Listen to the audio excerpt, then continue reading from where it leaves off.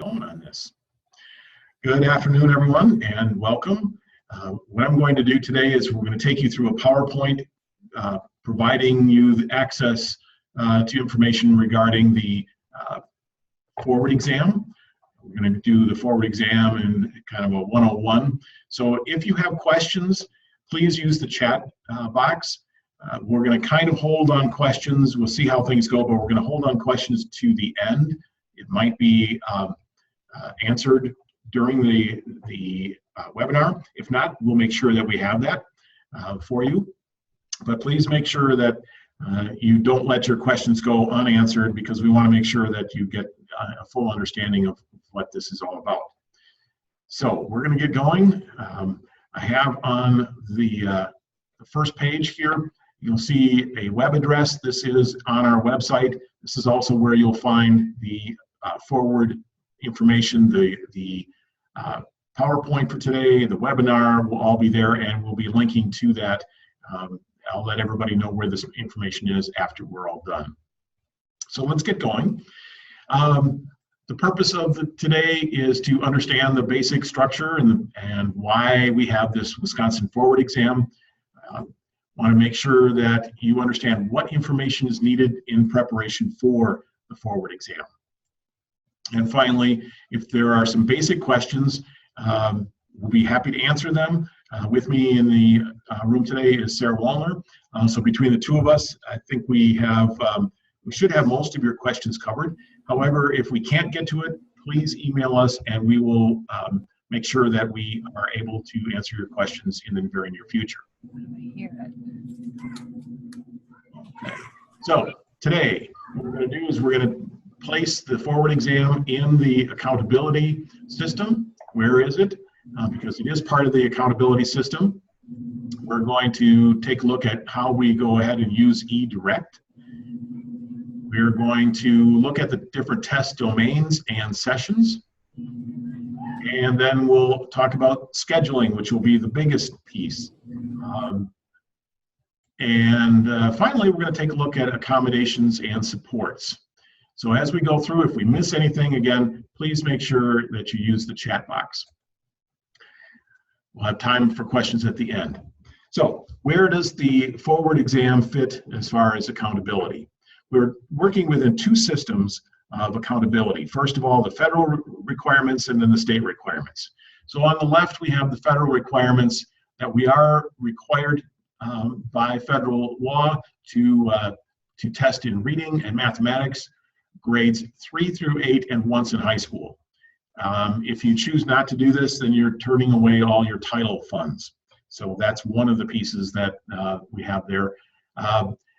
The state, however, also has a different set of requirements that we should be testing in 4th, 8th, and 10th grade in specific content areas.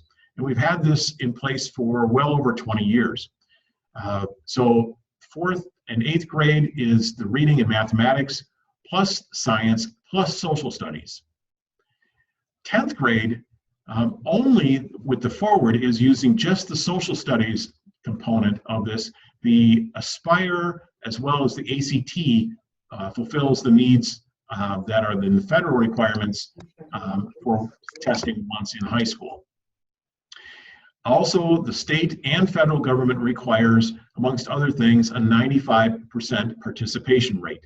So that's where the big push on getting kids to test comes from. So, what variables are used for state accountability?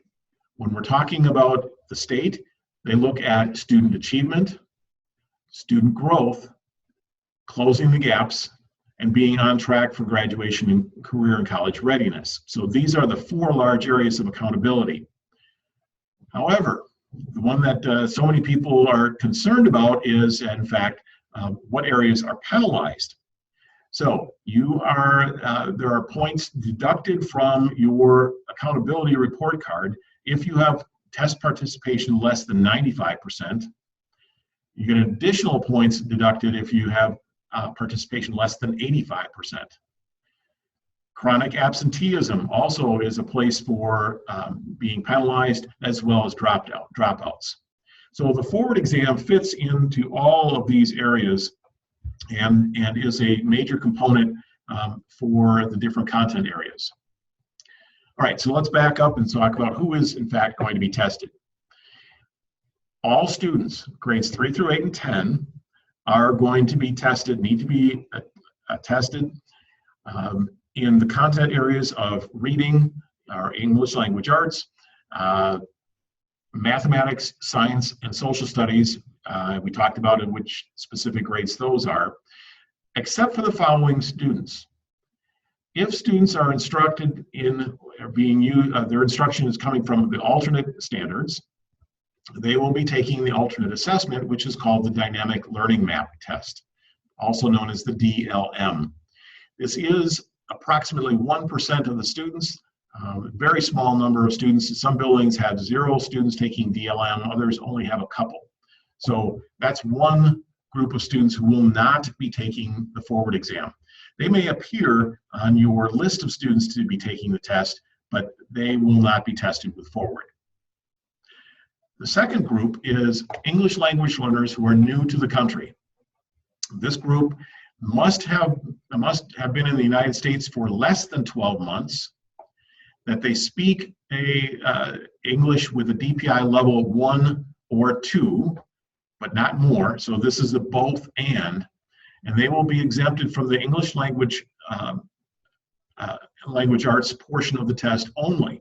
They still must take the mathematics portion if they're in grades 3, 5, 6, and 7.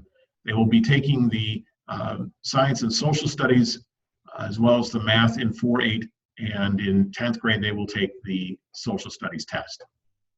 So they get out of one particular portion of the test, but they still are required to test. You will still have them on your roster. You will still have tickets for them, etc. So that's who should test. So it's pretty much everybody. So when they count 95% participation rate, they're looking at all of this. You will be given, in fact, you've just been given in the last week, access to something called eDirect. Since the forward is a computer-based test, it is something that we'll be monitoring on this side. You will not have to be doing as much computer work as if you were proctoring the MAP test. So forward exam is test ticket driven. So a student will get a ticket, they will log into the test, they will you put in their username and password for that content area, and away they go. There is no involvement by the proctor. eDirect system will give you information to follow who's been tested. It will allow you to print tickets, allow you to get school level reports, and it will give you the current information about students, basically which accommodations and supports they have had put into the system for you. More information will be coming on that in the next week as we get ourselves more information. If you were involved in access testing, the eDirect system has a very similar feel to it because it's from the same vendor. So it looks the same, buttons click the same. Not always will it be the same information, but you will see things that you'll feel like you know about this. You will be able to print tickets. If you lose a ticket, things change, you will be able to print tickets from within this software system from eDirect. Let me just tell you that you have power, but don't use it. You have the ability to change a student's session, but don't do that. It makes a big mess, and there's really no reason to do that. All the data that comes back to us is sorted in IC and on the dashboard, so you'll be able to pull information together that way. Okay, let's move on. We're going to talk about the test components, what makes up the test itself. So the forward exam, if you're in 4th, 8th, or 10th grade, has multiple portions. If you were in the 3rd, 5th, 6th, and 7th, you just have 2. However, let's take a look at the structure. So you can see that there is an ELA, math, science, social studies, and that English language arts has 4 different sessions. We'll talk about these individually in just a moment. Mathematics has 2 sessions, science has 2, and social studies has 2 different sessions. So if you were in 4th grade or if you were in 8th grade, you have a lot of testing.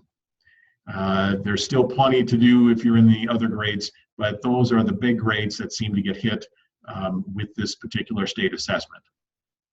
So let's focus for a moment on English language arts.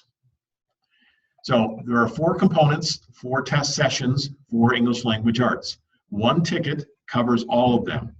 So when you're finished testing with the student, you would collect their tickets and hang on to those as they are secure material until the test is all finished. Next time the student is testing, they can just use the same ticket and continue on testing. For English language arts, you will need to have headphones available because session 3 is a listening session. It's a very short session, about 20 minutes long, but it still requires headphones. Now, this is not a required order. You do not have to do session 1, 2, 3, etc. in that order. However, it is highly suggested. The first session is what is called a text-dependent analysis writing prompt. What this is will be a longer passage that a student will be reading, and they will be asked to do some deeper analysis on this particular component. This it's kind of new for this year, and we will be giving more information to everyone next week when we meet about this. DPI is suggesting that you do session 1 first thing, as students will be the freshest. You can make a decision on that, but that's what they're suggesting.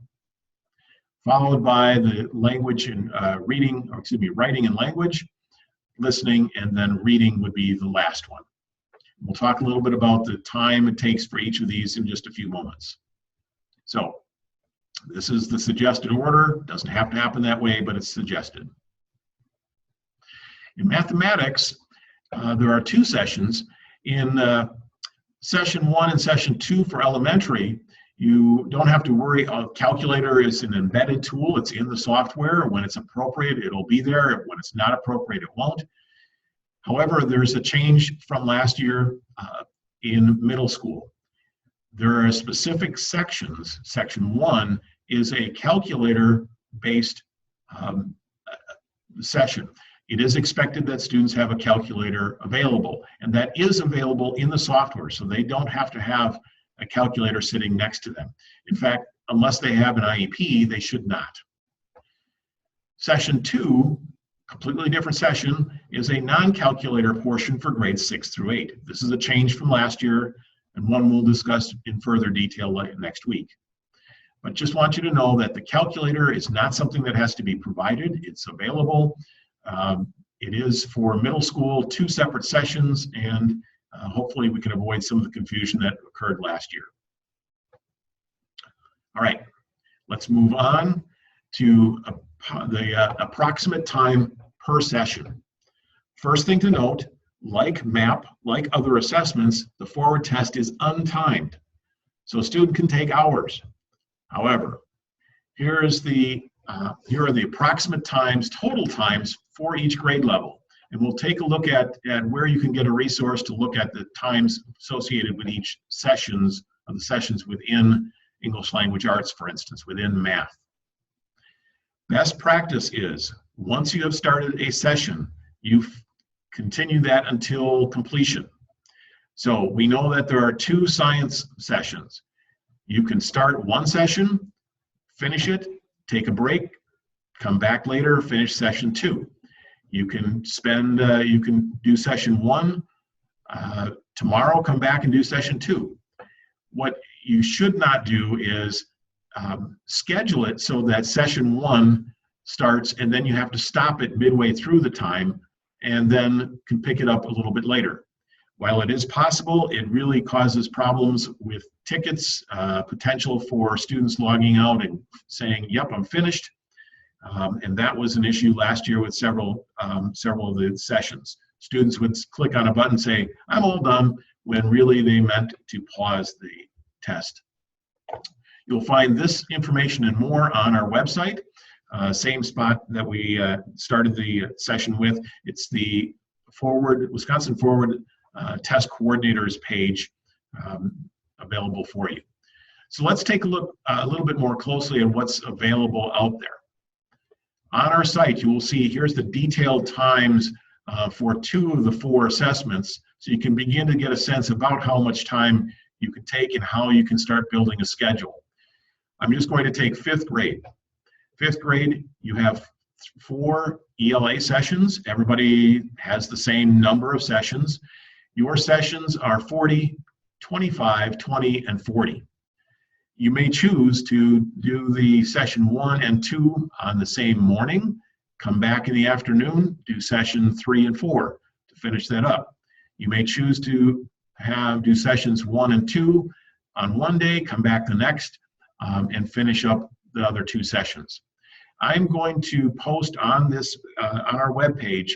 DPI has created a sample test schedule just for 4th grade, and it shows, because they have the most testing 4th and 8th graders, it shows how you could lay this out and get 4th grade done, the majority of the students done, within a 5-day window. Or another sample that they have is testing within a 10-day window.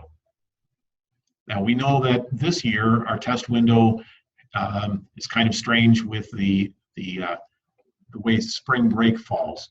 So you have to keep that in mind as you continue to plan and build your own schedule. Also, just a reminder that when we're done with the Wisconsin Forward, we're faced with the spring map assessment window.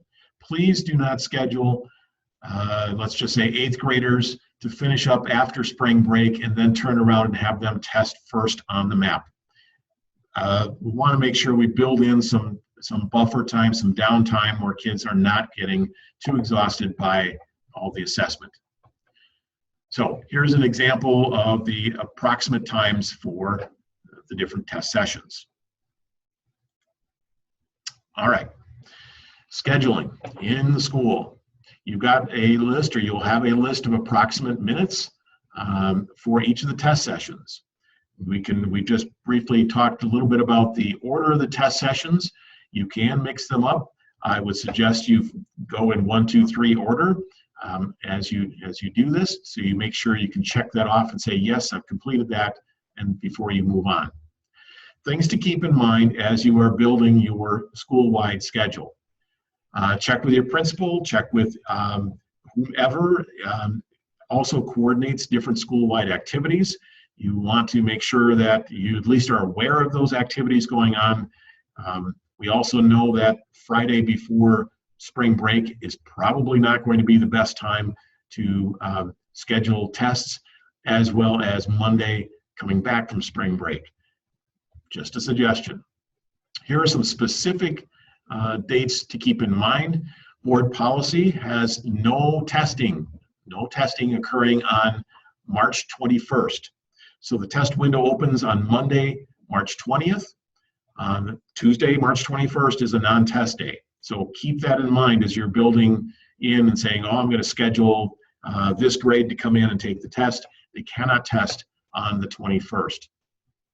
Also, the last day before spring break is the 4th, is April 7th, which I'm sure you're well aware of. If you've never done this scheduling for this, please make sure that you keep in mind that you have to have time set aside for students to make up tests, whether they've started and haven't finished, whether they've done 3 of the 4 ELA sessions and haven't done the last one, however it works. Build in that time so that you're not caught in the last couple days before the test window closes trying to scramble and get kids and try to make up these tests. The best thing to do is, once you've got a list of who is needing makeup tests, to get them scheduled and back in testing as soon as possible. That way they don't forget, you don't forget, and we can count them as having been participating. Like I said before, we will be putting Department of Public Instruction sample schedule on our website for you to take a look at. Tim, before we go on, we do have one question on chat that this would be good timing for. When it comes to listening, can students use earbuds for headphones? Okay, so the question is, when it comes to the listening session on the ELA test, can students wear earbuds? And the answer is yes. When we did the Badger exam 2 years ago, the Office of Assessment Administration purchased headphones for every school, enough to cover the students who would be testing. If you typically what has happened, those have gone out to classrooms. Those are the ones that I would suggest using, as they also are noise, kind of a noise dampening. They're the big, I believe, those are the gray headphones. However, that's not a requirement that you use those. So if students have earbuds, make sure they're attached to the computer and not to their cell phones or anything, etc. Any electronic equipment is definitely out. They cannot have cell phones going. We'll talk a little bit more in depth next week on the technology piece, but keep that in mind. So yes, you can have students bring their own, and they can use earbuds. Okay, let's continue. Now we get to part that has many components. So hopefully, if it's not clear as how this is differentiated, that you ask the questions. Supports and accommodations come in two different flavors. One are embedded supports, which are found in the software, and we are responsible for checking the box. If students need to have that done, we need to let the test vendor know that we're going to use this, or we're going to turn them on, different supports. So an embedded support is something that has to be done on the backside in general, and it's within the software. The other flavor is a non-embedded support, which is provided by you at the school level. We need to know this, that you're providing it. It could be something like a small group setting, separate space. It could be that you're going to provide the headphones to the student all the time so that it cancels out noise, that makes it a quieter setting for them. All those things are something that we have to report as being used in support of students, but it's nothing that we provide as the district to you or the state, and neither does the state. So those are the two flavors, an embedded support, a non-embedded support. Now let's take a look at the larger picture of things. Universal and designated supports. Universal supports are available to all students, period. They are a type of support that provides a level playing field. And what I like to say is, imagine that, I'll imagine it, you imagine that if students were not allowed to use glasses or contacts during a test or in classroom.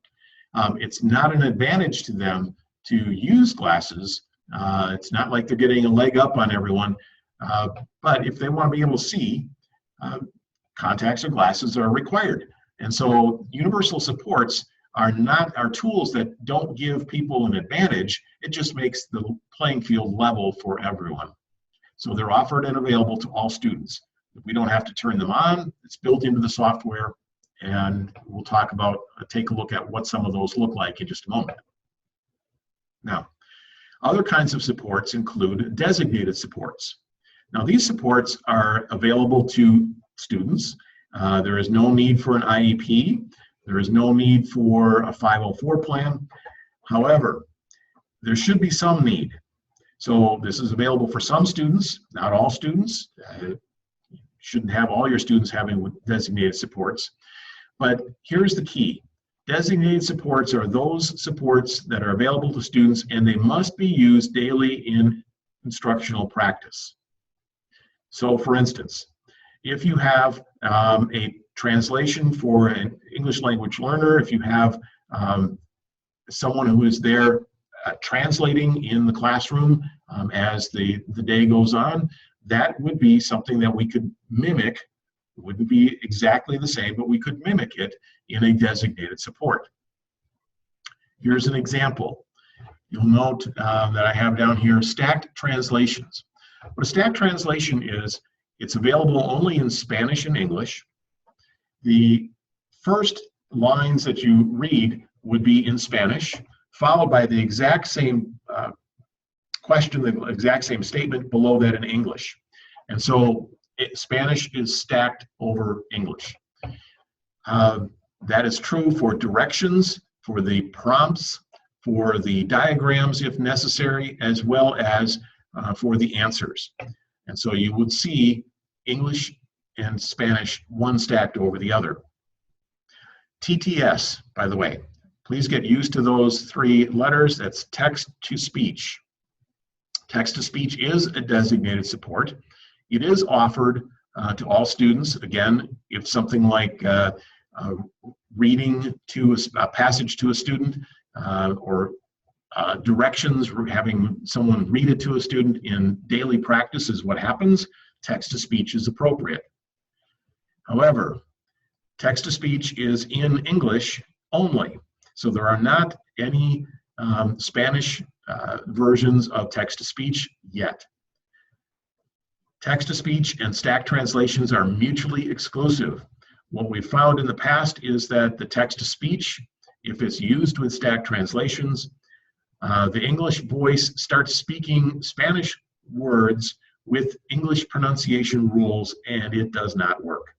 So we are telling you right now that they are mutually exclusive. So please do not say, oh, so-and-so needs stacked translations and text to speech. We will make a decision, and it may not be the one that you want. So please let us know what it is that you are, which one you prefer. Another example of a designated support, this one happens to be a non-embedded example, is a read aloud. Read aloud is something that can be offered to students who are struggling readers. However, you cannot read everything to them. You cannot read reading passages, for instance. It requires very small groups, no more than 4, and it requires additional professional development for the person who's doing the reading. So for scheduling, read aloud is it's another twist to the schedule that you may want to consider as you move forward.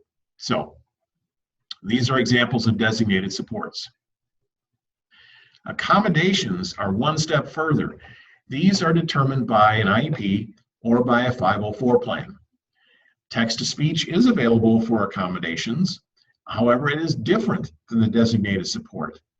Text-to-speech for accommodations actually reads all the passages to the students. Again, this is only available to those students who have an IEP where it is appropriate and it is listed in OASIS. Now, the information, we'll take a look at some of the forms that we've sent out to you. The information that is in OASIS is what we in the central office pull at a later date, and we use that to create the personal needs profile, the accommodations on the electronic side for each of the students. This is not something that we take lightly.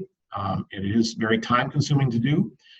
So I want to make sure that you understand that you were sent a document, but that's only for information to show you who currently has accommodations and supports in OASIS, who will be expected to take the forward exam. And it's not for you to change. If the IEP is open, or if the process, if it's felt that a student needs to have their IEP changed, that will take place in OASIS, and we'll be finding out about that here on our end as well. Last thing about accommodations, please keep in mind that some accommodations need to be approved by DPI case-by-case level. An example would be print on demand. Thank you. Print on demand, you have to get permission to print the test one page at a time. They'll be very specific about which pages, which questions, etc. It is not an easy thing to do. At this point, we do not have anyone who has that particular accommodation listed in OASIS. And before you click on to the next one, Tim, There's a question in the chat about, we have a student with an IEP that has read aloud and text-to-speech listed in his IEP. His case manager feels he only needs text-to-speech. Does she have to change the IEP in order to provide him only with text-to-speech? So the short answer to that question is, next week, early next week, I will be making a poll from Oasis that we're going to then put into the format that eDirect needs to load it into the forward exam so that the supports are there for the student. So anything that appears in the IEP, basically as of probably next Tuesday, will be loaded into eDirect. If a case manager would like to make a change like that, then they could do a review revise in Oasis right now and quick make that change, and then it will just pull the one that they want. Worst case scenario, the student in question here would have both loaded in, but that's just telling the system that both were provided. So if there are changes to make, we have a short span of time right now that those can be made. But anything that's in Oasis, I'm not questioning it, I'm just loading it into the system. So if it's in the IEP, it will get loaded at this point as of probably next Tuesday. Hopefully that helps. So again, IEP takes precedence over everything. If it's in the IEP, it gets loaded into Oasis, from Oasis into eDirect. If a student chooses not to use an accommodation, that's their choice, but we will be offering appropriate accommodations to all students. Okay, we're getting close to the end here. So here is kind of a overview of what are universal tools, what are designated supports, and what are accommodations. This will also be available to you as we move ahead. So universal tools are tools that are always available to all students. So here are examples of embedded in the software universal tools: calculators, Post-its, sticky notes, highlighters, flagging for review. If I answer a question not sure, I can flag it and come back. Measuring tools for mathematics, to be able to cross off an answer, to magnify it, etc. So I'll let you take a look at this. These are all available in the practice assessment, practice test, and I will be forwarding that link to everyone next week. An example of a non-embedded or support that you have to provide would be scratch paper. So that is about the only thing that is not embedded for a universal tool for all students. Now, designated supports. Again, we talked about that. This is based on student need. It should be something that's used every day in the classroom. Here are examples of embedded designated supports.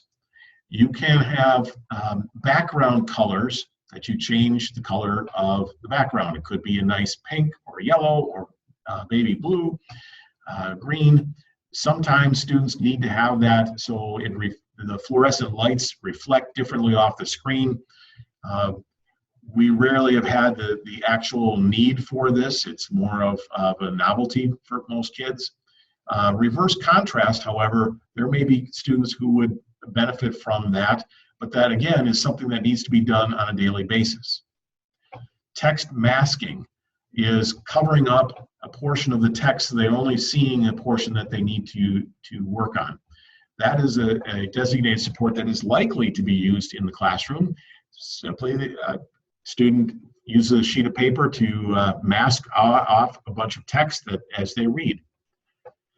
Text-to-speech and stack translations, etc., are all embedded. Non-embedded examples of designated supports include things like word-to-word bilingual dictionaries. Here's a case in which you keep in mind you cannot use an electronic translator for this. You have to use a paper word-to-word dictionary. So if I, for instance, want to know what the word window is from English and translate that into Japanese, I could have a word-to-word bilingual English-Japanese dictionary, have that available, and I can look up a word at a time. This is very slow going. This is something that should be in use right now in classrooms. So it would be something that is provided by the school. Again, very few English language learners are actually using this particular tool. However, it is available. Things that are on this non-embedded list that are often supports that we see include magnification, noise buffers, read aloud, scribe, and separate settings. Separate setting probably being the largest one. So small groups away from others so they are students who are easily distracted, etc. Keep in mind that we need to check the box on the back side that says a student had a separate setting. It does nothing to the software, but it does keep track of what the supports were. Now, the final one is the accommodations. You can see that there are very few embedded. Text-to-speech, as we talked about, reads all the passages. Video sign language this year, in the past, has come with closed captioning as being a component of it. However, that doesn't necessarily have to happen anymore. So closed captioning is something that is available. Video sign language without closed captioning is also available. And there are two different forms of Braille. We'll be working with staff to make sure we have the correct Braille format. So these are examples of the different types of supports that are available, and we'll be answering questions about that, I'm sure, until the last day of the test. And one thing that I can't remember if you said, Tim, but translations, stacked translations, are only available in Spanish. So that's the only option that we have for another language for stacked translations at this point. Right, stacked translations, Spanish only. Student speaks Icelandic. We can't do anything about that. So, okay, let's move on. One of the pieces that you have recently been sent, and Sarah sent this out a week and a half ago, right at the end of the month of January, is we need to know what are those tools that are needed by English language learners and struggling readers that we need to turn on. What are the designated supports? In the past, what we've done is we've said, all English language learners need this, which is not the case. Every student is different, as we know, so there will be some students who benefit from a text-to-speech, and some who definitely would benefit from stacked translations, so please keep that in mind. So the Google Doc that is due on February 17th should be done not just by the test coordinator, but by all the staff who surround and support English language learners. You can see here that we've got text masking, text-to-speech, stacked translations, we've got non-embedded listed, as well as others. So please keep that in mind, that what you're doing is sharing with us information about specific English language learner students. So in 2017, our due date is Friday, February 17th, because we need to quickly turn that around and put that into the eDirect system. If you finish ahead of that, please let us know so that we can start doing that work ahead of time. All of this takes place prior to us printing tickets that allow the student to test with appropriate supports and accommodations. All right, speaking of tickets, again, as I said earlier, the test is ticket driven. You will receive a bundle of tickets in March. We'll talk about that in a moment. On each ticket, we'll have specific supports or accommodation codes. If it is an embedded support, it will be there. If it is not, if it's not embedded, for instance, separate setting, you will not see that listed on the ticket. So one of the things you'll want to do once tickets are out is you'll want to double check to make sure that the system is set up for that particular embedded support. Now, a note on the tickets. It's a very tight time frame, and we understand that. So we're going to work very hard at getting tickets to you as quickly as we can. We're going to be printing tickets starting on Monday, March 13th, and we'll be getting them out to you. We'll probably get them in the mail Tuesday or Wednesday of that week. You will get 8 tickets to a page. It will be separated by grade level and by content. So we'll be using different colors for the different assessment or content areas. Please note that additional information that comes with this, each stack will have, by grade and by content area, will have a student roster that will be included, that will have the student name, their ID numbers, it will have their username and password. Please keep that safe. Don't just shred that, don't throw it away, don't just let it sit out. It is considered a secure document, so please keep in mind that that roster that will be coming with the tickets is important. If a student ticket is lost, you can go back to the roster. You would likely want to print the ticket for the student, and we'll be sharing with you documents how to do that, but you want to have a copy of that. All right, I think we're getting to the end. In fact, now I think we'll take some questions. You'll know that the PowerPoint, this webinar, is going to be located at this site. I'll send out an email to everyone, and we will await your questions. So this is a quick overview of what the forward exam is like, and let us know through chat if you have any questions. So the floor is open, so to speak.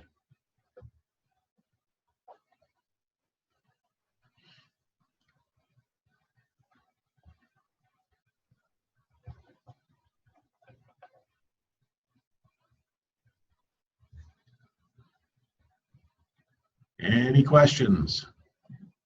Okay, I think we're getting one coming in.